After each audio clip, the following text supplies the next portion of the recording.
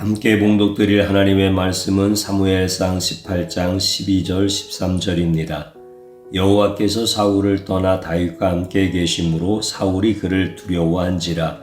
그러므로 사울이 그를 자기 곁에서 떠나게 하고 그를 천부장으로 삼음에 그가 백성 앞에 출입하며. 아멘. 저는 오늘 담대하게 살자라고 하는 제목의 말씀으로 함께 은혜를 받고자 합니다. 일반적으로 높고 강한 자가 힘없고 낮은 자들에게 두려움을 주게 됩니다. 낮고 약한 자는 항상 두려움을 갖고 살아야 하지요. 이것이 일반적이고 올바른 현상이지만 그러나 인생을 살다 보면 오히려 낮고 약한 자에게 더 두려움을 느낄 수 있습니다. 선조는 조선을 침략한 왜군을 두려워했지만 선조는 말 못하는 또 다른 두려움의 존재가 있었습니다. 선조가 왜군을 두려워하는 것은 충분히 이해가 가지만 선조가 두려워했던 또 다른 자는 바로 이순신이었습니다. 이순신은 남해에서 섬나라의 가장 강력한 해군을 상대로 연전연승을 했기 때문에 선조가 매우 기뻐해야 하지만 그러나 다른 면에서 그를 가장 두려워했습니다. 선조는 왜적의 침략을 미리 대비 못한 무능한 왕이었을 뿐만 아니라 자신이 살고자 계속해서 북으로 백성들을 버리고 도망다니는 비난받았던 왕이었습니다.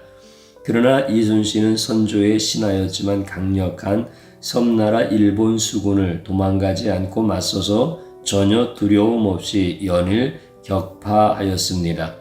결국 도요토미 히데요시는 일본 모든 수군에게 이순신과 더 이상 해전을 벌이지 말라는 쓰라린 명령을 내려야 했습니다. 이런 상황에서 백성들의 마음은 선조보다 이순신을 더 사랑하고 더 자랑스러워하고 더 믿을만 했습니다. 이런 모든 상황을 잘 파악하고 있었던 선조는 이순신이 비록 신하였지만 왜군에게 도망다니는 자신의 초라한 모습과 왜군과 맞서 당당히 싸우는 이순신의 모습을 왕좌에서 자연스럽게 비교하고 있었습니다. 자신과 이순신 사이에 전혀 비교할 수 없는 지엄한 차이가 존재했습니다. 바로 선조는 이것을 매우 두려워했습니다. 자신의 훌륭한 신하 곧 이순신 때문에 선조 자신은 백성들에게 버림을 당할 수 있다는 생각을 몰래 하기 시작했습니다. 선조는 이순신을 어떻게 해서든 처벌하고 심지어 그를 영원히 제거하고 싶은 유혹을 강하게 느꼈습니다. 자신의 신하가 왕보다 더 소신이 있고 더 훌륭하다면 아무리 왕이라도 신하의 눈치를 보고 백성의 눈치를 보며 임금으로 살아야 합니다. 인생을 살다 보면 나이가 어려도 직급이 낮아도 소신이 있는 자는 무엇인가 말로 표현할 수 없는 존엄함이 존재합니다. 그러나 인생을 살다 보면 아무리 나이가 많고 직급이 높고 연륜과 경륜이 많아도 소신이 없고 기회에 따라 행동하고 말과 행동에 일관성이 없으면 주변에 좋은 영향력도 주지 못하고 전혀 위험도 두려움도 주지 못합니다. 아무리 자식을 낳아준 부모라 해도 행위가 올바르지 않고 이기적인 부모라면 자식들의 존경을 받지 못하고 오히려 자식들의 눈치를 보아야 합니다. 인생은 나이와 직급으로 사는 것이 아니라 인생은 소신과 올바름으로 살아야 합니다. 사무엘상 18장 12절을 보면 여호와께서 사울을 떠나 다윗과 함께 계심으로 사울이 그를 두려워한지라 라고 말씀합니다. 왕이 어찌 보잘것없는 제일 낮은 시종을 두려워했단 말입니까? 절대 권력을 갖고 있던 사울 왕이 어찌하여 왕궁에서 수금을 타던 천한 자의 눈치를 보며 두려워했다는 구절은 쉽게 이해되어지지 않습니다. 어느 정도로 사울이 다윗을 두려워했느냐면 바로 다윗을 곁에 두기가 매우 두려워 멀리 군대로 보내서 전선을 돌도록 만들었습니다. 그 당시에 다윗은 갑자기 혜성처럼 나타나서 큰 명성을 순식간에 얻었지만 정치적으로 기반이 없었고 정치적으로 자신을 지킬 집단적인 지지도 없었습니다. 전쟁이 일어나기 전처럼 다윗은 다시 왕궁에서 왕을 위하여 시중 들며 수금을 타고 노래를 부르는 지극히 작은 신하 중에 한 명에 지나지 않았습니다. 그런 다윗을 사울 왕은 두려워했다고 성경은 분명히 말하고 있습니다. 12절에서 사울은 두 가지를 정확히 알고 있었습니다. 하나는 여호와께서 자신을 떠났다는 것과 또 하나는 여호와께서 다윗과 함께 있다는 사실입니다. 그런데 이런 정도를 깨달으려면 매우 깊은 영성과 매우 깊은 신앙심이 있어야 합니다. 여호와 하나님이 어디에 계시는가 아는 것은 매우 깊은 영성입니다. 악인들은 여호와께서 자신을 떠났는지 그것도 알지 못하는 것이 일반적인 죄인의 영적 상태입니다. 그 당시의 사울 왕의 영성은 매우 빈약했고 매우 낮은 상태였습니다. 사울 왕은 하나님과 동행하지 않았고 신앙과 거리가 매우 멀었던 왕입니다.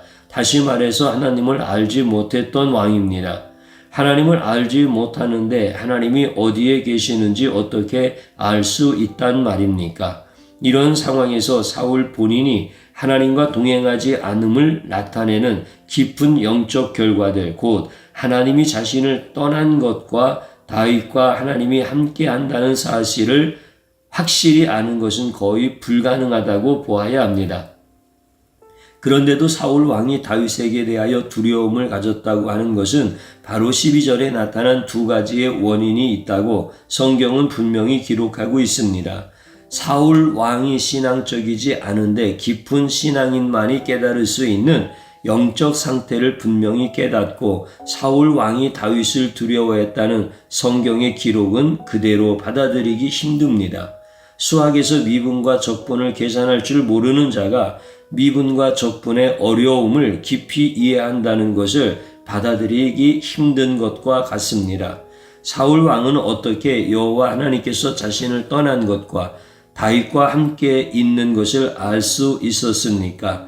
신앙이 깊지 못하고 하나님과 동행하지 않고 하나님을 모르는데도 무엇인가 놀라운 사건이 있었습니까? 뭔가 신앙이 깊지 못해도 깨달을 수 있는 큰 외부적 사건으로 사울 왕이 깨달은 두 가지를 설명할 수 있습니다.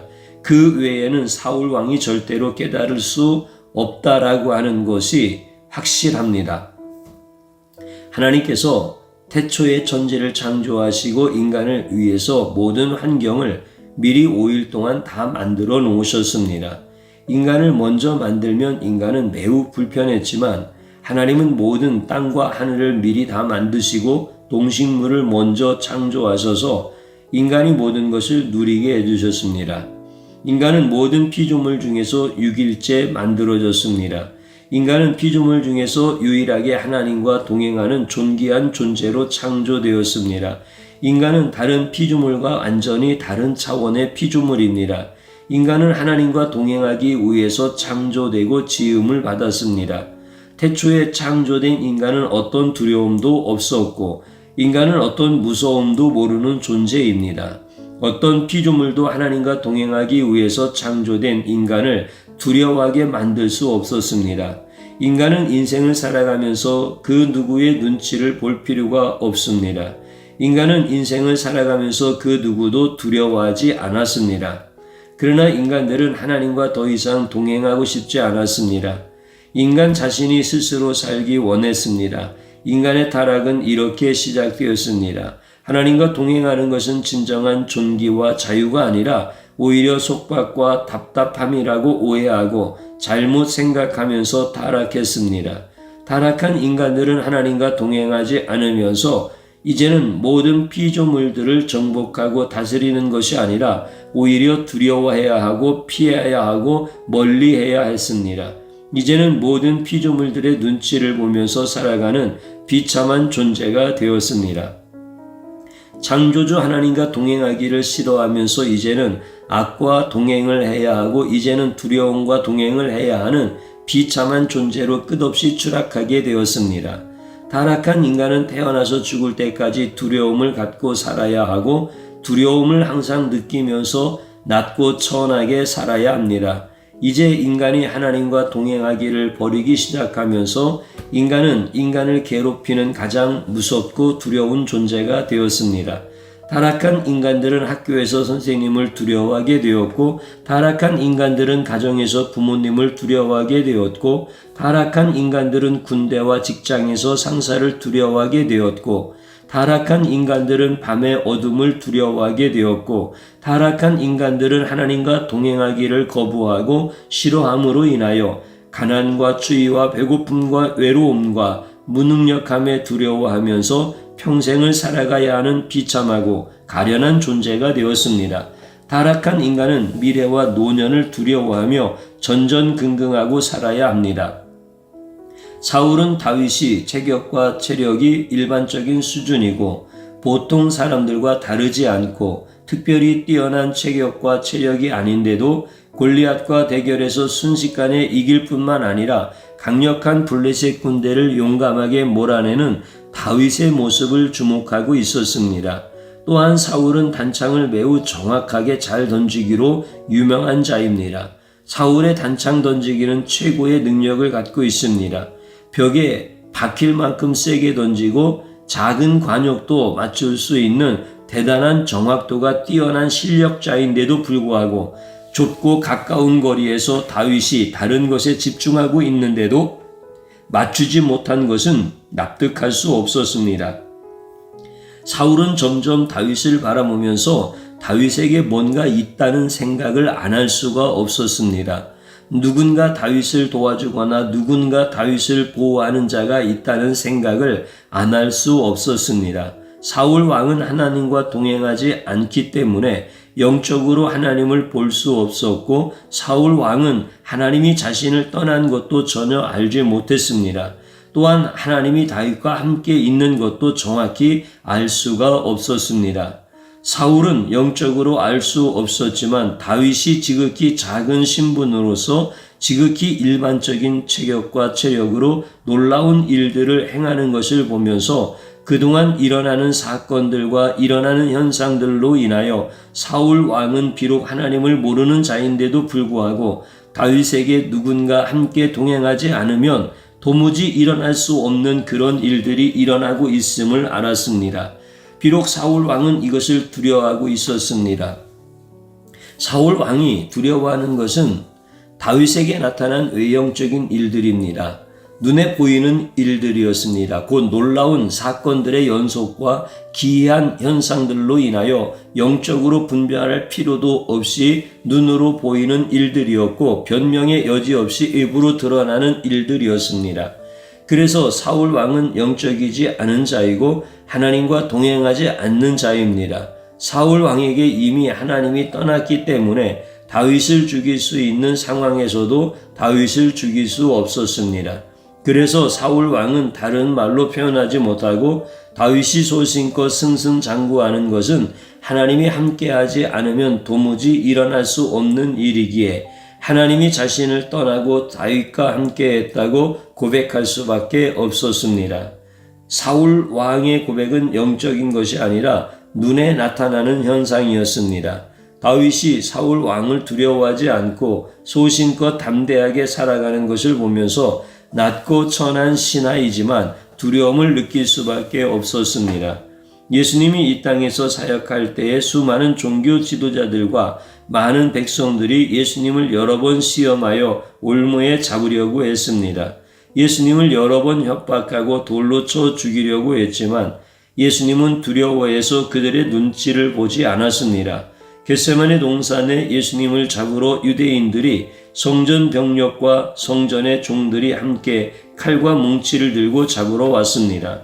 누가복음 22장 52절을 보면 예수께서 그 잡으러 온 대제사장들과 성전의 경비대장들과 장로들에게 이르시되 너희가 강도를 잡는 것과 같이 검과 뭉치를 가지고 나왔느냐? 왜 많은 병력과 유대인 종교 지도자들이 검과 뭉치로 예수님을 잡으러 왔습니까? 예수님에 대한 두려움이 있었습니다. 예수님의 능력을 두려워했습니다. 왜 많은 사람들이 밤에 몰래 찾아와서 예수님을 잡으려고 했습니까? 예수님에 대한 두려움이 있었습니다. 예수님을 따르는 많은 백성들이 두려워서 밤에 많은 병력을 데리고 순식간에 몰래 잡으러 왔습니다. 그러나 예수님은 의연하게 누구를 찾느냐고 물으셨습니다. 그리고 자신이 예수라고 알려주고 자신을 잡으라고 하면서 대신 자신의 제자들을 보내주라고 하면서 순순히 그리고 당당히 그들에게 결박을 당하시고 대제사장의 집으로 잡혀가십니다. 예수님에게는 그 누구도 침범할 수 없는 권세와 능력이 있었습니다. 예수님은 항상 하나님과 함께 하셨습니다. 인간이 타락한 후에 더 이상 하나님의 영은 타락하고 죄 많은 인간들을 떠나게 됩니다. 바로 그 사건이 노아의 홍수 사건입니다. 그러나 예수님은 죄가 없는 분이시고 예수님은 그 본체가 하나님과 동등하신 분이기 때문에 항상 하나님과 함께 하셨고 항상 하나님과 동행하셨습니다. 요한복음 8장 29절을 보면 나를 보내신 이가 나와 함께 하시도다. 나는 항상 그가 기뻐하시는 일을 행함으로 나를 혼자 두지 아니하셨느니라 라고 말씀하십니다.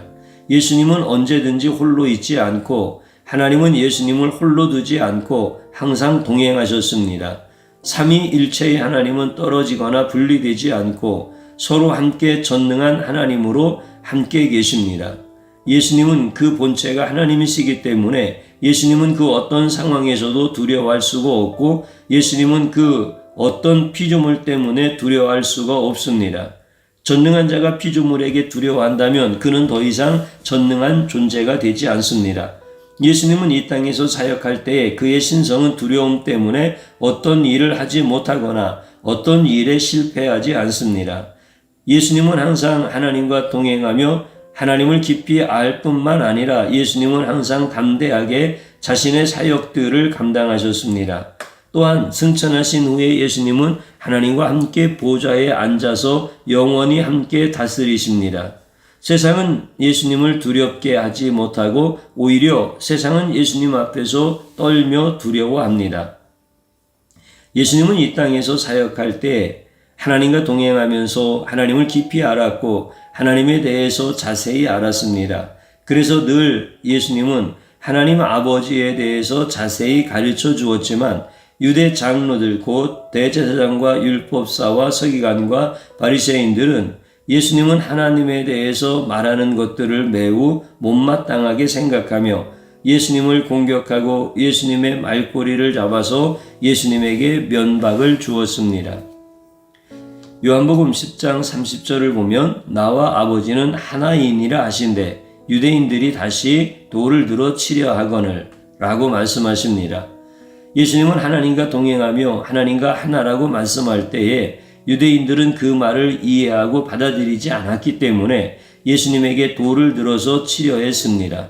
예수님이 설교할 때마다 예수님의 말꼬리를 붙잡고 예수님의 말을 집중해서 듣고 있는 백성들에게 조목조목 반박했고 예수님이 설교할 때에 돌을 들어서 예수님을 쳐 죽이려고 했습니다. 예수님은 은혜로운 설교 중에 비난과 야유가 곳곳에 터져 나왔고 예수님은 은혜로운 설교 중에 여러 번 돌에 맞을 뻔했습니다. 예수님이 설교할 때 유대인들은 예수님을 돌로 쳐 죽이려고 돌을 손에 잡고 예수님의 설교를 들었습니다. 예수님은 인간들을 살려주기 위해서 내려온 구원자이지만 예수님은 구원자로서 정당한 대접을 받지 못하고 강도와 신성 모독하는 자로 취급을 받고 수시로 모욕과 수욕을 받아야 했습니다. 예수님이 설교할 때 비난을 했고 심지어 돌로 쳐 죽이려고 했습니다. 예수님이 하나님과 하나라는 말은 사실이고 진리이지만 이 말로 죽임을 당할 뻔한 것이 바로 예수님이 처한 상황이었습니다. 예수님이 받은 수모와 예수님이 당한 위협은 이 세상의 어떤 자도 경험할 수 없는 매우 치욕적인 수준이었습니다. 일반적으로 모든 인간들이 가장 두려워하는 존재가 바로 귀신입니다. 그러나 예수님은 이 땅에 계실 때에 하나님과 함께 동행함으로 하나님이 갖고 있는 권세와 능력을 갖고 계셨습니다. 그래서 사람들에게는 어렵지만 예수님에게는 가장 손쉬운 상대가 바로 마귀와 귀신입니다. 마가복음 5장에 있는 말씀을 보면 군대 귀신 들린 자의 그 영혼을 불쌍히 여기셔서 그에게서 군대 귀신을 쫓아내시는 말씀이 기록되어져 있습니다. 마가복음 5장 15절에 보면 예수께서 이르러 그 귀신 들렸던 자 곧 군대 귀신 짚혔던 자가 옷을 입고 정신이 온전하여 앉은 것을 보고 두려워하더라 라는 말씀이 있습니다. 이 말씀은 유대 백성들이 귀신을 쫓아내신 예수님을 보고 두려워했다라는 뜻입니다. 예전이나 지금이나 귀신은 상당히 두려운 존재입니다. 그 힘과 능력이 매우 큽니다. 귀신 걸린 자는 무서운 힘을 갖고 있으며 밤낮으로 소리를 지르는 무서운 행위를 서슴지 않습니다. 마을 사람들은 이렇게 귀신 들린 자로 말미암아 정신적으로 큰 두려움을 갖고 있었고 육체적으로 피해 다녀야 했고 그의 울부짖는 소리로 인하여 두려움에 떨어야 했습니다. 그러나 예수님께서 단번에 그 귀신을 내어 쫓아주십니다. 이 모습을 보았던 마을 사람들이 예수님에 대하여 존경과 함께 커다란 두려움을 갖게 되었습니다. 예수님은 백성들 가운데 다니면서 백성들이 실제로 부딪히고 어려워하는 문제들을 해결해 주면서 다녔습니다. 예수님은 백성들 가운데서 백성들이 두려워하는 것들을 물리쳐 주면서 백성들과 함께 동행해 주셨습니다. 동행이란 어떤 두려움을 주어서 억지로 동행하게 하면 안 됩니다. 북한의 김정은은 북한 주민들에게 공개 총살로 두려움을 주어서 자신과 함께 동행하도록 강요하고 윽박지릅니다. 이것은 진정한 동행이 아니라 이것은 강제적으로 포갑과 폭행으로 억지로 동행하는 것은 동행이 아닙니다. 동행이란 남을 윽박지르고 남을 괴롭히는 것은 진정한 동행이 아닙니다. 동행을 하기 위해서 누군가 두려움을 주고 누군가 괴로움을 준다면 그 동행은 슬픔이고 아픔이 됩니다. 진정한 동행이란 예수님으로부터 시작합니다. 예수님과 함께 동행하게 되면 예수님은 모든 인생에서 모든 두려움을 제거해 주시고 막아 주시고 없애 주십니다. 예수님과 함께 동행하게 되면 자신의 인생을 소신 있게 살 수 있습니다. 예수님과 함께 동행을 하면 자신의 인생에 두려움이 전혀 없이 세상에 쫓기는 자가 아니라 세상을 쫓아내는 자가 됩니다. 예수님이 동행하지 않으면 세상에 누가 쫓아오지 않아도 항상 쫓기는 마음으로 한 해 두 해 세월을 지나가게 됩니다.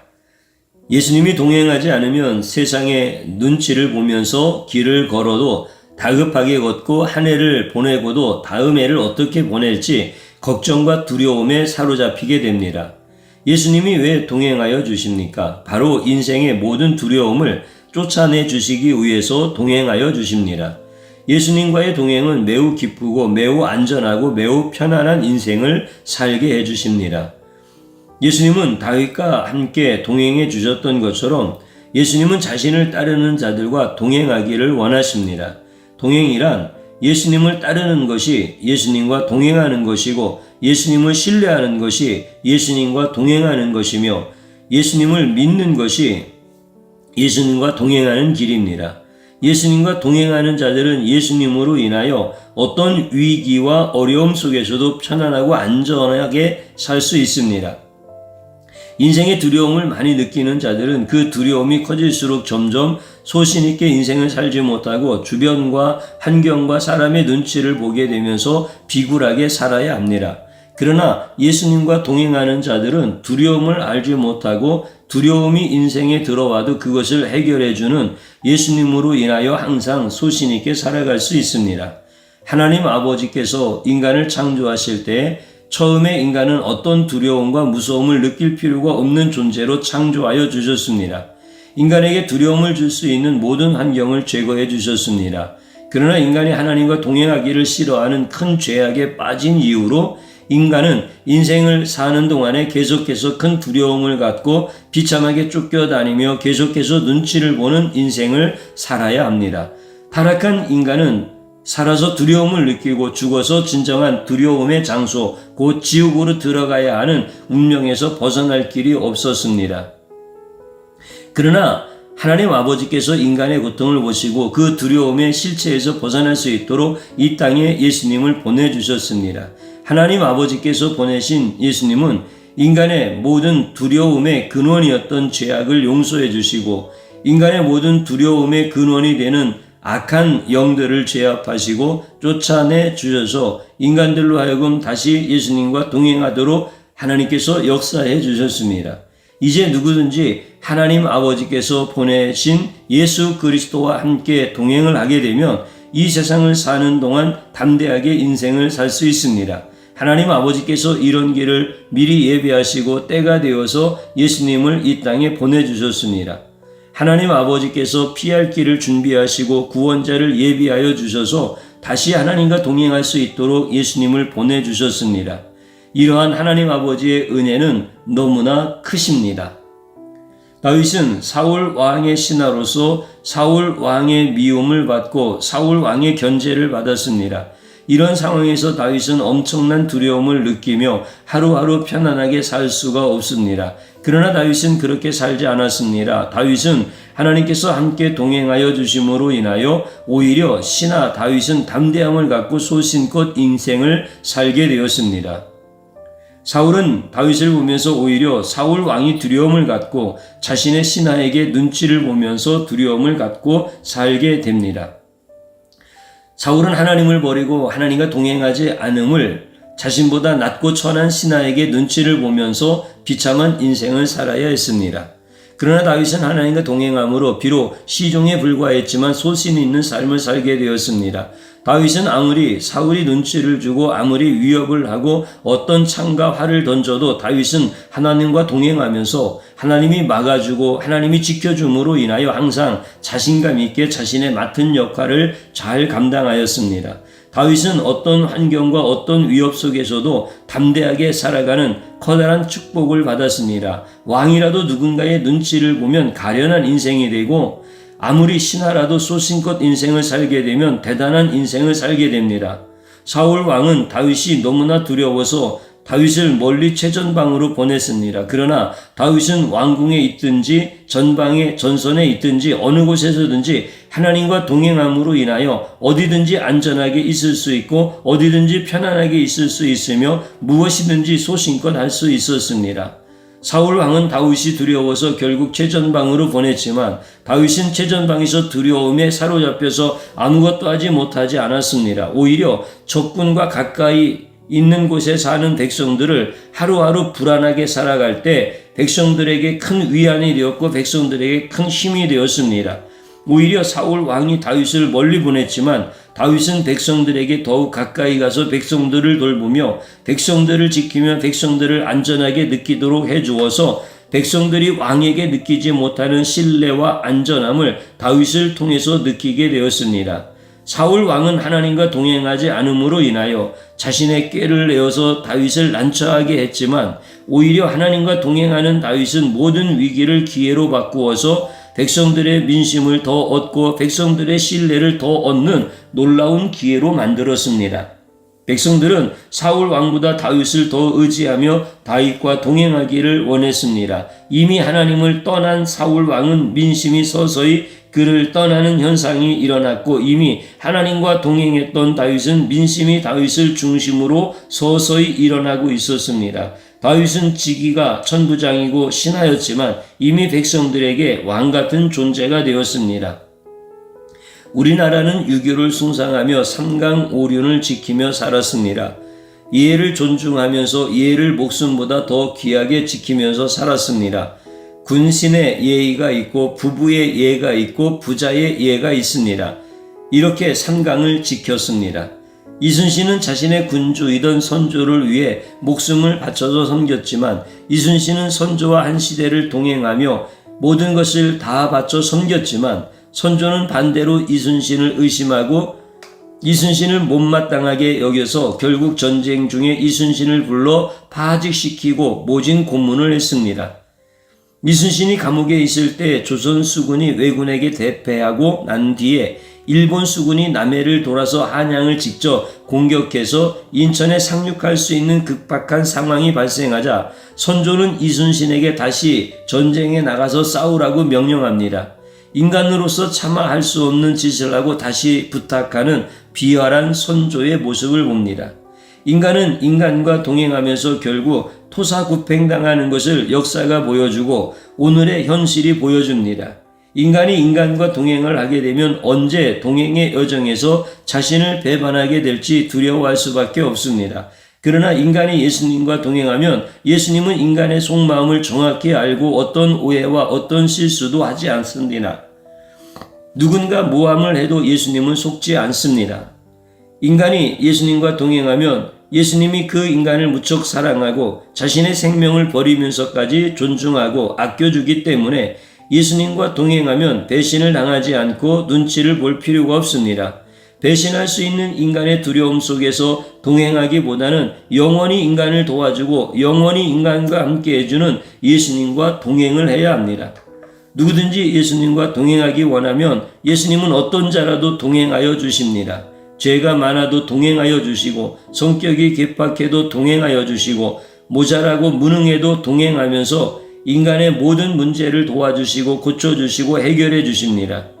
예수님과 동행하지 않으면 결국 사람에게 배신을 당하고 환경에 배신을 당하고 세월에 배신을 당하며 결국 세상에서 이리저리 쫓겨다니는 비참한 인생을 살아야 합니다. 성도란 자신 스스로 인생을 담대하게 살아가는 자가 아닙니다. 성도란 예수님과 함께 동행하면서 세상을 담대하게 세상을 소신껏 살아가는 자가 바로 예수님과 동행하는 성도들입니다. 성도도 가끔씩 예수님과 동행하기보다는 세상과 동행하며 세상이 주는 쾌락과 세상이 주는 유혹을 마음껏 즐기기 원하고 성도도 가끔씩 예수님과 동행하기보다는 세상과 동행하며 세상 유혹에 슬쩍 넘어가고 싶고 세상의 방식대로 자신을 위해서 마음껏 살고 싶은 충동을 스스로 느끼며 살아갑니다. 성도가 예수님과 동행하지 않고 예수님이 귀찮고 예수님이 짜증나고 예수님이 실증나게 되면 결국 인생에서 아무것도 쫓아오지 않아도 불안하게 쫓겨다니는 가련한 성도가 됩니다.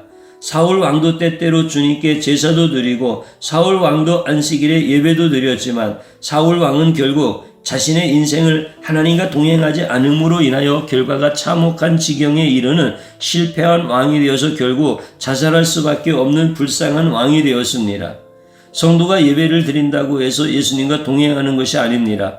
성도가 헌금을 한다고 해서 예수님과 동행하는 것이 아닙니다.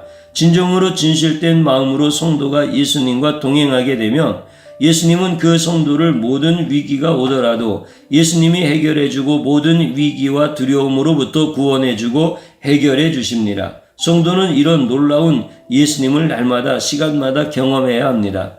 수많은 성도들이 자칭 성도라고 할지라도 예수님과 동행하지 않고 자신 스스로 인생을 결정하고 자신 스스로 인생을 판단한다면 결국 실패한 인생이 되고 두려움이 가득 찬 인생이 됩니다. 그러나 성도가 예수님과 동행한다면 바로 이 시대의 다윗처럼 예수님이 쫓아다니면서 그 어떤 두려움도 없이 소신껏 마음껏 인생을 안전하고 평안하게 살도록 역사해 주십니다. 성도란 예수님과 동행하는 자입니다. 성도란 예수님이 모든 두려움과 괴로움을 다 쫓아주시는 자입니다. 성도란 예수님과 동행함으로 세상을 쫓아다니며 세상을 판단하는 권세와 능력으로 담대하게 살아갑니다. 사랑하는 성도님 여러분, 우리 모두는 예수님과 동행하고 싶어 합니다. 이제 결단을 해야 됩니다.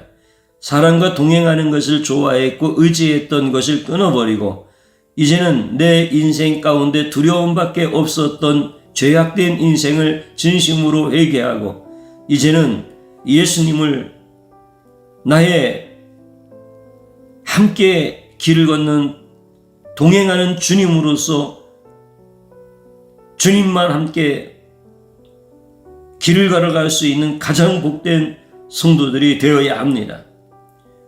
그렇게 두려움 없이 소신껏 살 수 있도록 은혜 베푸시는 예수님의 손을 놓으면 안 됩니다. 그렇게 하려면 이제 여러분들 신앙생활 얼렁뚱땅 하면 안 됩니다. 그렇게 하면 절대로 예수님과 동행하지 못합니다. 인생 가운데서 여전히 눈치를 보면서 두려움 가운데 살아갈 수밖에 없습니다. 이제 예수님을 증거하는 성경을 주의 성령의 인도하심을 따라서 읽고 묵상하고 주시는 그 은혜의 말씀을 삶 속에 그대로 적용하고 주님이 어떻게 도와주시는지를 경험해야 됩니다.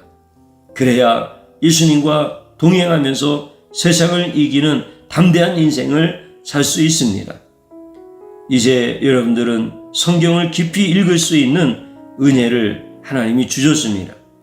예수 부흥을 주의 종과 우리 성도님들에게, 우리 교회와 성도의 자녀들에게 다 허락해 주셨습니다. 이제 그 예수님을 만날 때마다 우리는 예수님과 동행하는 것이고, 그 예수님을 찬양하고 그 예수님께 기도할 때마다 우리는 예수님과 동행하는 것입니다. 이제 우리 성도님들이 그렇게 담대하게 우리 주님이 주시는 은혜를 누리면서 살아야 되겠습니다. 저를 따라서 해보시기 바랍니다. 신앙 생활에 열심은 있지만 예수님을 모르는 죄악을 용서하소서. 진심으로 회개하십시다. 또 한번 따라서 하십시오. 예수님을 몰라 세상을 소신껏 살아가지 못하는 죄를 용서하소서. 아멘. 진심으로 회개하십시다. 마지막으로 한번 따라서 하십시오. 예수님이 동행하지 않으면 누가 쫓아오지 않아도 두려운 인생이 되고, 예수님과 동행하면 천만의 군대가 달려와도 두렵지 않은 인생을 산다. 아멘. 주님 한번 부르고 기도합니다. 주여, 오늘 이 시간에 주님이 우리에게 주신 귀한 생명의 말씀을 붙들고 기도합니다. 나는 연약한 자입니다. 나는 질그릇과 같이 깨어지기 쉬운 존재입니다. 그러나 이 질그릇 안에 보배를 담아 주셨습니다. 나의 보배가 되시는 예수님을 몰라서 신앙생활은 열심히 있었지만 예수님과 동행하지 못했던 이 미련한 죄악을 용서하여 주소서. 예수님을 몰라서 세상을 소신껏 살아가지 못하고 사람의 눈치를 보고 사람에게 끌려다니며 세상 앞에서 굴복했던 이 미련한 죄를 용서하여 주소서.